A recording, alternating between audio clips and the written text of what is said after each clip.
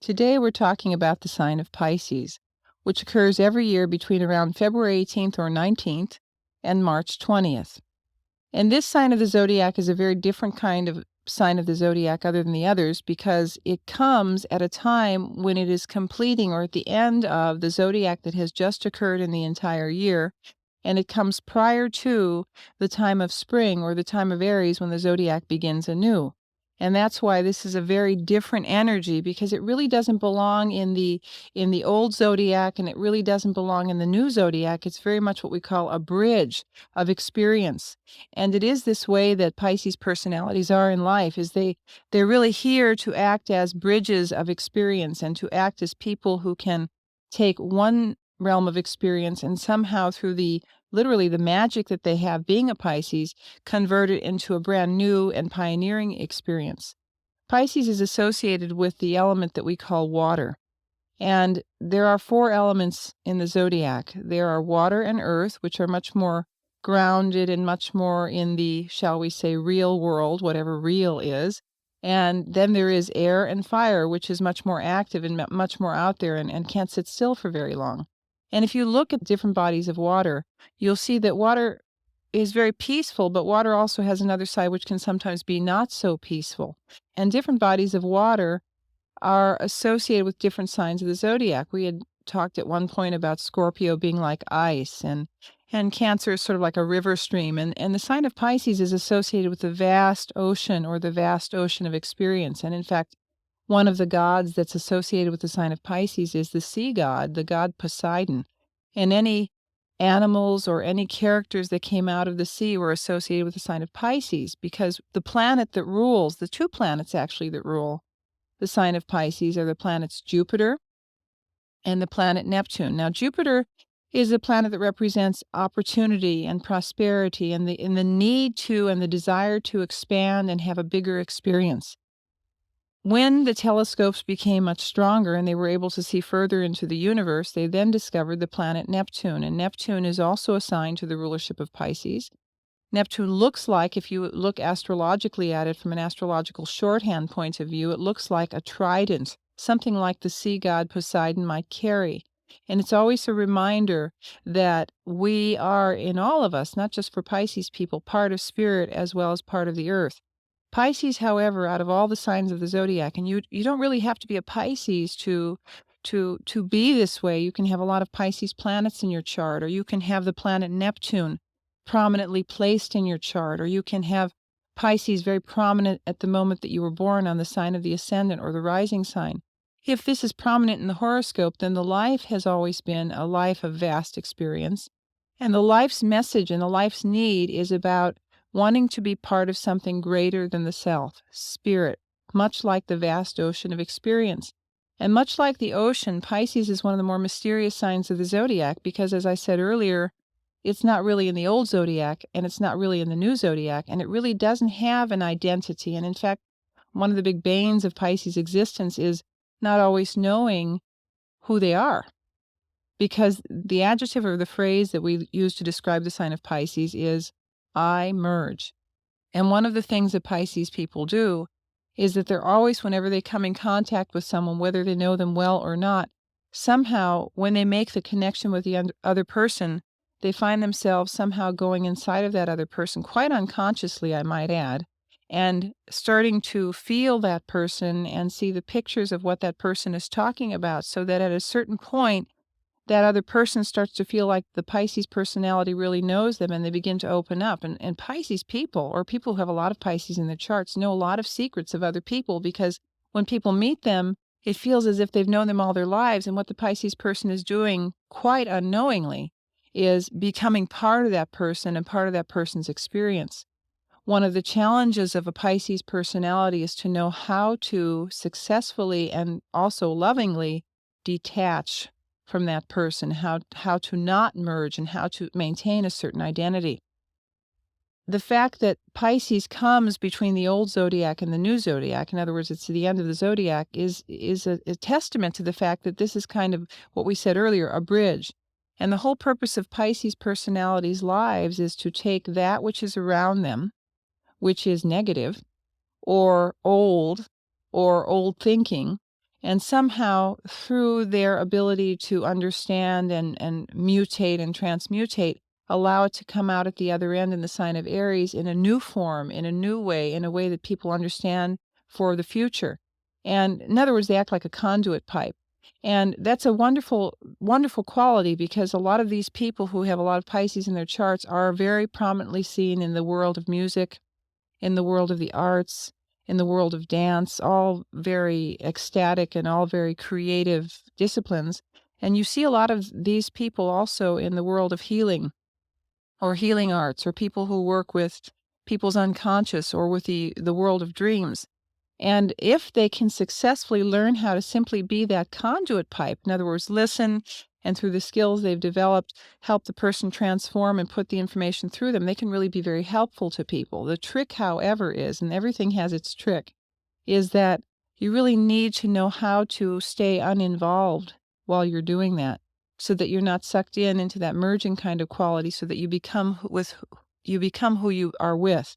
In other words, Pisces people are what we call a psychic sponge.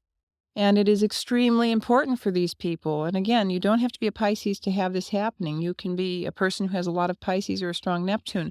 It's very important to learn discrimination in terms of the kinds of people you're going to find yourself around, because if you are definitely around negative people, you will, since you merge with people quite easily, become those negative people and carry that negativity with you. On the other hand, if you find yourself with positive people, and also seek those people out, and I think that this is one of the lessons about Pisces, is to learn again to discriminate between those that have value for you and value for yourself versus taking on the world. One of the difficulties in being a sign that really has literally no body and no boundaries is that there is a tendency to be able to psychically or intuitively see the person's soul. The problem with that is you don't always see the reality of that person. And I always use this example. It's a rather facetious example, but it takes home the point that the person could be a drug addict and they could have been in jail 55 years and they could have killed 10 people, but you as a Pisces still see them as a very deeply good person, and you're going to see past all that and see the goodness in the person, which may be very true. But at the same time, there's not the ability to see the reality. And this is the challenge, I think, of a Pisces person, is to be able to see the soul, but also see the reality of a situation, and therefore get yourself into the right relationships. This is a sign that we call a mutable sign. I always laughingly call it movable types. These are people that are very flexible. Pisces people are not what I would call the most fixed signs of the zodiac. They are movable. And it's typical when you go out with a Pisces personality. The loved one will say, well, where do you want to go to dinner? And the Pisces person will say, well, I don't know. Where do you want to go? And the other person will say, well, I don't care. What do you want to do? I don't know. Where do you want to go? And that's very typical of Pisces, is whatever the other person wants, they'll do it. And that's wonderful to be living with a Pisces, because they can be very flexible and very giving. But for the Pisces, sometimes they might get the short end. And this is one of the challenges and the lessons in their lives. You know, Pisces is the sign of the fish in the zodiac, and everybody always wonders what that fish means. Well, when you look at the symbol, it's two fish swimming in an opposite direction that sometimes have a cord connecting them. And the way I usually explain that is, if you look into the water at, say, a fish or any other object or item or animal, you think you see it here, but because of light refraction, it's really over here. So what you're seeing with a Pisces personality may not always be truly what's there. In other words, there's a very deep mystery to this sign of the zodiac. This is probably, out of all the signs of the zodiac, one of the deepest and the most vast, again, like the ocean. And so there's always going to be a part of a Pisces personality that, as close as you may get to them, as close as you may love them and care for them, a piece of them that will never allow you in, because they have to have that private place that they go to that's their place of spirit and fantasy for them to live and for them to regroup and revitalize their energy. It's a very private sign of the zodiac. There's a lot of secrets with the sign of Pisces that don't always come out, that, quite interestingly enough, when they pass on, will come out about them. And things that they do for people, they help a lot of people. This is one of the most powerfully helping signs of the zodiac. They'll help a lot of people in the life, and they won't tell anybody they're doing it. I always think of the old television series, John Beresford Tipton, I think was his name, the millionaire, where he would always have his agent handing $1 million check to all these strangers who he didn't know. And I always wondered if perhaps maybe John Beresford Tipton, the millionaire, was really a Pisces, because Pisces people will do this. They hear of some tragedy of people they don't even know, and they'll, in a very subtle or indirect way, somehow help them and not tell anybody about it and move on in their life, sort of like the magic fairy that brings help when you least expect it. And that's a really beautiful quality about this sign. This sign is probably pretty pure. It's pretty naive, even when it gets to be 80 or 90 years of age. That's one of the reasons they really have to learn the test of discrimination. This is a sign that not only is living in this world, but as one of my teachers once said, they have their foot half on earth and their other foot half in heaven. And so they're always reaching out into the other realms of experience and trying to somehow, with their conduit pipe magic, bringing it down to the earth. This is why, again, we see them a lot in the world of the arts and music, because they have the ability to hook into that world. The sign of Pisces rules the parts of the body. One of the parts of the body it rules is the feet. And it's very, very important for Pisces personalities to have their shoes, as even when they're young children, well fitted, because many times they'll have an odd shape to their foot. Usually they'll either have one or the other, extreme, either beautiful feet or ugly feet. There is no middle road on this. And their feet really need to be taken care of, because this is the center of the soul. And a lot of work's been done in recent years on acupuncture and acupressure. And there's a lot of focus that's done, especially with reflexology, on the feet, where they say that all the points of the body that need to be massaged are either in the hands or the feet. And so this is one of the reasons that they really do need to take care of their feet. Usually, when you look at them, if there's a lot of Pisces in their charts, their head of hair is usually rather lustrous, and usually it's a pretty thick head of hair, very much like the sea god Poseidon, whose hair was wild and all over the place. They look like fish, especially if they have a lot of Pisces in their charts. Not necessarily being scaly, that's not what I'm saying, but what they do look like, they oftentimes will have that fish-shaped kind of mouth. Usually the eyes are almond-shaped or fairly large-sized eyes. They're not necessarily brown or green or blue. They don't take on any particular color, but there is something about the eyes that draws you in, and they oftentimes say the eyes are the mirror of the soul, and this is definitely a personality or a sign of the zodiac that is coming from the soul, not coming from the body, because it's not in the body half the time. And one of the things they really have to watch in their life is their weight, because they'll be off in these other realms of experience, and they won't be paying attention to the fact that the body needs food or exercise or water on a regular basis. And so weight may sometimes be a problem in a strong Pisces personality's life. Another thing that may be a problem in a strong Pisces personality's life, if in fact they have not found spirit or found their art or found their creativity, is the problem with alcohol and drugs. This is one of the signs of the zodiac that has an incredible affinity for alcohol and drugs, because when we talk about the mythologies, one of the mythologies associated with the sign of Pisces is the god Dionysius, who was the god of the wine and ecstasy and madness. And Pisces is the sign, it's the craving for spirit and the longing to be part of something greater than the self. Well, spirit, that's why they call alcohol spirits, because there is an affinity with that. And this is one thing they do have to watch. And this is one of the reasons that AA has become so successful over the years, because AA is really coming from a spiritual base where there's one of the things is we've turned ourselves over to a higher power. And once people get that, they stop drinking. And this is why Pisces really do have to watch that area of the life.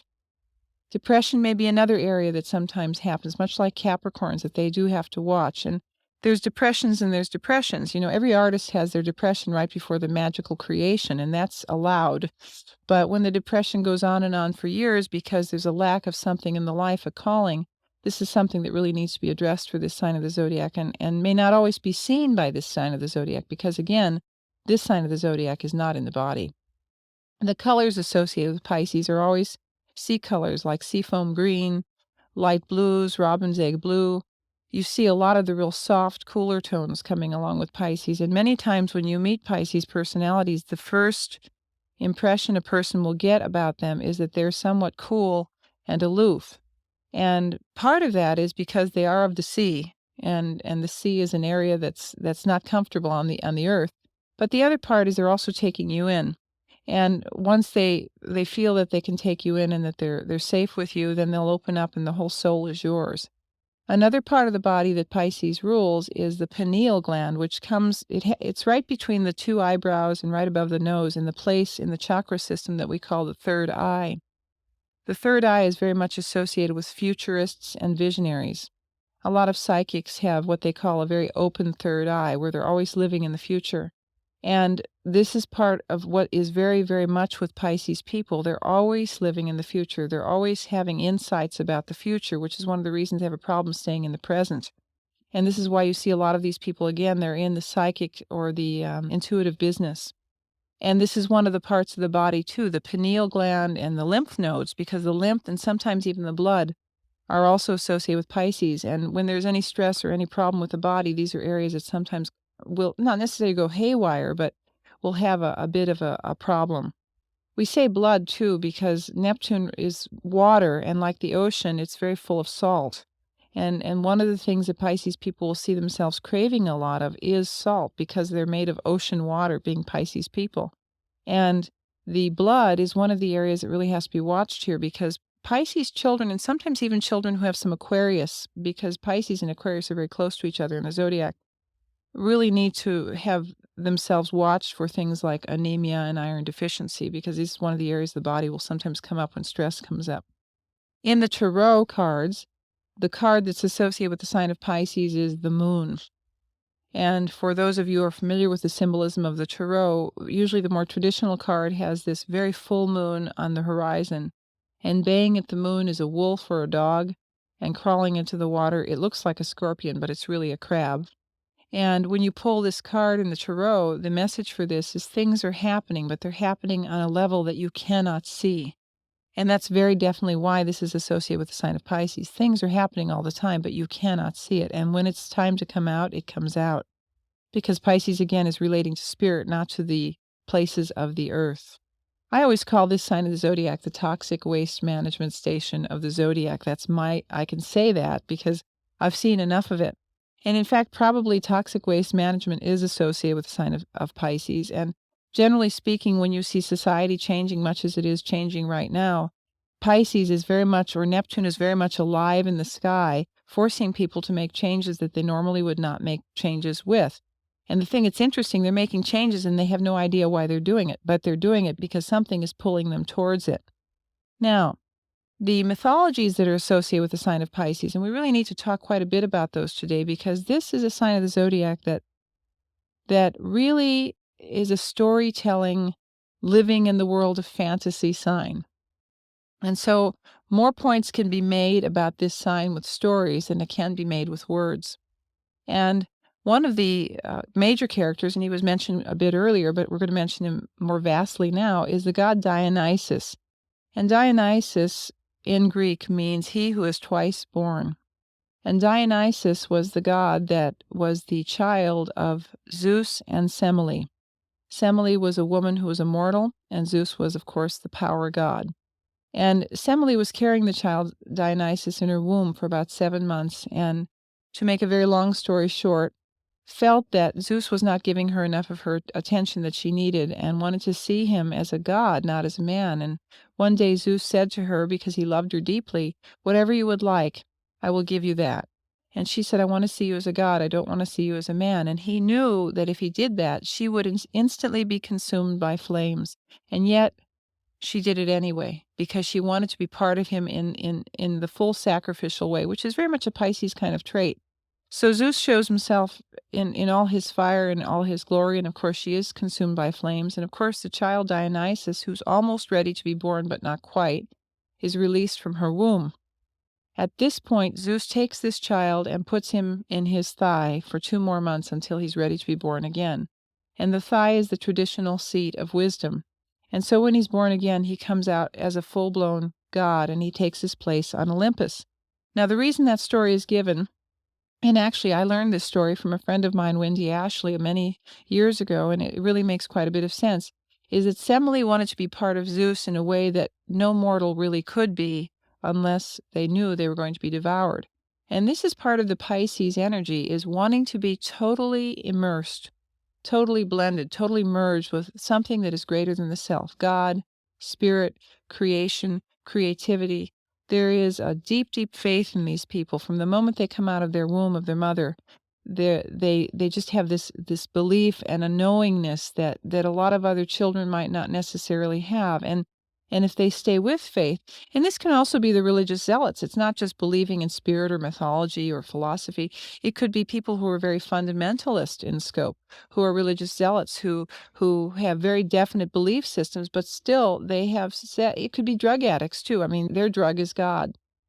Ancient Native Americans, they would use peyote in their ceremonies, the weed, to put them into states of ecstasy and madness. And unfortunately, there was a place for that, like there was for the tobacco weed. It was more of a ritualistic use rather than the abusive use that we have in modern day society, and people don't understand the difference between those two. But what they used it for was to become part of God and open to spirit and then come back. Unfortunately, in more modern contemporary times, we've used that and chosen not to use anything else, and it's become a substitute rather than a supplement to our awareness. So that's the story of Dionysus, and after he's born, of course, it goes on, is that, of course, Hera, Zeus's wife, is incensed that this child has been born. Not because Zeus had an affair with a woman. He had had several affairs with several women. The reason she's incensed about this child's birth is that she knows prior to this child's birth that when he's born, that the world, as they knew it then, would now begin to worship him, that he was a prime player in the change of worship at the time in the society. And so what happened as a result of that, he was hidden away so that he would not be discovered as he was a child and destroyed. So what they did with him is they dressed him as a little girl when he was growing up. And I can't tell you how many times I've met men who have a lot of Pisces in their charts whose mothers actually dressed them as little girls growing up, not because they were hiding them from someone else, and I have no idea why. They would allow their hair to be in long ringlets. And I've heard this story so many times, especially in this last year. It's amazing to me that the mythology is coming alive. And because he spent his time isolated, which is also Pisces' thing, is they don't spend a lot of time always with a lot of people. They like to be alone a lot. And Dionysus, as a child, would spend his time alone wandering around the fields, and because he had nobody to play with, he started to communicate with nature and the animals, and he started to be able to develop his own magic, and his conjuring ability became quite astute, and he began to learn how to grow this thing called wine out of these things called vines, and he suddenly realized his power. And as he grew older and he was able to shed the mask of being a little girl and become a young man, he had this ability to seduce and to charm, and almost like wrapping you around his finger into a state that you did not necessarily want to go into, but that once you were in it, you were enmeshed in it in the state of ecstasy and madness. And everyone goes through this period sometime in their life. When people turn about 42 years of age, it doesn't necessarily mean that you're going to completely lose your soul, but around the 42nd year of life, Neptune becomes quite a prominent thing in the sky with every individual's chart. And for a while, for about 2 years there's this sense of not really being in the self and wanting to be part of something greater than the self and wanting to create, not wanting to work, and being caught up in this world of ecstasy and madness. And it's a necessary phase because this is a water sign. Neptune rules water. Water is here to dissolve the crust that no longer serves us. And during this time, or when this planet or this kind of person is in your life, they're here to dissolve your crust so that you can move on to a higher realm of experience and life. Some other tales around the sign of Pisces are tales of mermaids. For example, there's a wonderful story. Actually, it's an interesting story because it's a very old story that I believe Hans Christian Andersen wrote a story called The Little Mermaid from. And it's the story of the mermaid Melusia, who falls in love with a human being. And the marriage, of course, is a dilemma. Why is it a dilemma? Well, she's a mermaid and he's a man. Again, the theme of wanting to be part of something greater or different than the self. So she is given mortality, in other words, the ability to live as a human, but with one condition. She loses her beautiful voice, or she's not allowed to ask for too much. And that's a quality of Pisces that comes up a lot when they merge with something that they're deeply in love with. There is a tendency to not ask for too much, to not set limits, to allow the loved one to do anything they want. In other words, possibly even enable them. She's asked to destroy children in her story, in the story of Melusia. She does, she cries, and then she returns to the sea. In other words, she'll do anything to be part of something that she loves.